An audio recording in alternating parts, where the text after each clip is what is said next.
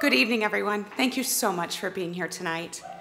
I spoke to Congresswoman McSally this evening, and I'm grateful for her service. We both ran for the Senate for the same reason, because we want what's best for Arizona and for our country. As I head to serve our great state in the United States Senate, I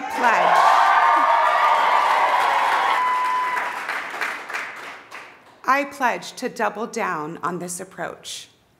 During my 6 years in Congress, I've tried to be a cheerful warrior, willing to work with literally anyone to get things done. I've tried hard to help others see our common humanity and find our common ground. And I'm proud of how this approach has worked. We've delivered real results for families, for veterans, and for business in Arizona. And during this campaign, I have been honored to meet with thousands of Arizonans in their workplaces, in coffee shops, and in neighborhoods, and all the other everyday Arizonans who are sick and tired of the dysfunction in Washington and who want leaders to put aside party labels and just focus on getting things done.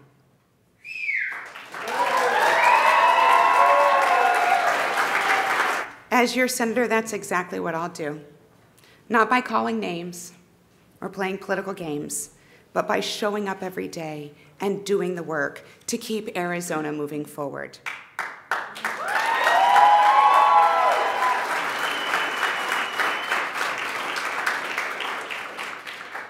A few months ago, we lost a legend who exemplified that spirit and all that is best of Arizona. His example shines a light on our way forward. Senator John McCain stood for everything we stand for as Arizonans, fighting for what you believe in, standing up for what's right even if you stand alone, and serving a cause that is greater than oneself. Senator McCain is irreplaceable, but his example will guide our next steps forward. He taught us to always assume the best in others, to seek compromise instead of sowing division, and to always put country ahead of party. It's up to all of us to carry on Senator McCain's legacy. Almost everywhere I go, I'm asked a variation of the same question. How did our country get to this place, and how can we make it better? And sometimes that question is targeted towards Congress, how to get elected officials to break the gridlock and work together. Sometimes the question is about the television commercials, how to get the ugliness to stop. But in each question, the root is the same. What has happened, and how can we fix it? Everyone recognizes that it's broken. And really, we all know the solution. We, the citizens of this great country, we must fix it.